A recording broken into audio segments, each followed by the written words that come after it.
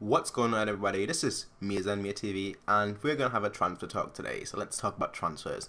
Now, according to the Daily Mail, Arsenal planned a £50 million move for both Thomas Müller and Lewandowski. So that's 50 million each. So they were planning on getting Thomas Müller first. That didn't work. Then they were trying to get Lewandowski. That didn't work. So they were plotting 50 million for each player. So 100 million in total. Now, in terms of transfers, I'm not too familiar with the Daily Mail, just because the Daily Mail is sort of like a middle to upper class newspaper. So it's not lower class, working class, should I say? So the possibility of this actually being true. Obviously, it says that Bayern Munich rejected, but it's interesting to see that such a newspaper that makes news for quite middle to upper class would say that, So it does make me believe that there's some sort of credibility to this. Now, it's transfer news. I mentioned yesterday how I think that one player that will never move, at least not in the next 3-4 years, unless his wife tells him to, is Thomas Müller. And since Lewandowski was also always a Bayern Munich fan as a child, and his father was the biggest Bayern Munich fan, and his father wanted Lewandowski to join Bayern Munich, I don't see that happening either. So for me, there is not much credibility in that. Obviously, it states that it was rejected, but it's still interesting to see that they at least tried it. And I think this does have some sort of credibility, which is why your Arsenal, they've not actually signed a striker that they've been wanting a lot, that they've been wanting for quite a while. So it would make sense technically, but it could also just be the newspaper, trying to make Arsenal fans be like, oh, okay, so we did actually try and sign somebody. Let's not actually blame the players. Who knows?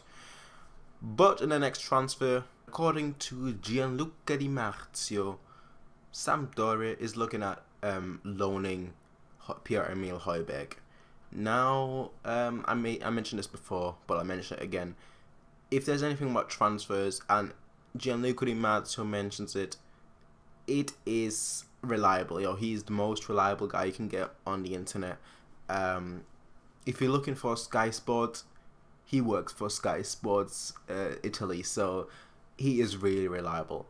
Now, he stated that they've just started negotiations with Bayern Munich for Pierre-Emile Hojbjerg to see if they'd have the chance, if they're able to negotiate, and it would be it didn't actually state how long the negotiations would be, but I would assume it would either be a 1 year or a 6 months loan. I don't know how to feel about this, because I think that Hojbjerg last season at Augsburg, he proved himself at a good club, helped them get into 5th place. I think it was, no, maybe 6th it was, but he helped them get to that position that they wanted to get to, even exceeded the position that they wanted to get to. So I think that if Hojbjerg were to go on loan, I think that it would be best for him if he were to stay in the Bundesliga. But I don't know if he should go on loan or not. That's my problem. I don't know whether he should go on loan or not, because based on what I've seen last season when he played for Augsburg, he was great. He was actually great for them. But now when he came back for us, he hasn't been that good. Now I've watched some match against them at Dinamo Dresden, and he got 2 assists in that match. And overall, he played a pretty decent match. But he needs to be able to prove that on a consistent basis. It's not just about doing it once, doing it twice. You need to be able to prove that consistently every match day, every week. And that's when you get a place in the starting 11. And unless he's able to do that, there isn't really a space for him. That's the problem. Now, as I mentioned, Sampdoria is looking to get him on a loan. The problem is, if we were to loan him for 6 months, would he still be, willing to come back to us? That's the question. Because he is a young player. He wants playing time. So I think that if we were to loan him again, that we would ultimately lose him. Similar to how it happened with Emre Can. Because players don't want to be loaned here, loaned there, not having a regular starting place. And I think that Pierre-Emile Hojbjerg, he's ready to start for most clubs. Is he ready to start for us though? That will be tricky. it will depend if he wants to try and fight for his place or if he wants to go the safe route and get a regular starting place. Now, obviously, that will depend up to him. Whatever he chooses, good luck. That's just the way it is. What do you guys think? Should he move? Should he stay? I think what it would be best for him if he were to stay. But I also think that maybe if he were to go on loan for 2 years, I know that's a really long time, but if he were to go on loan, if he were to go on loan for 1 year, actually, that he would have much better chances of coming back. But obviously, I don't know if if he wants to go on a loan for a year and then come back.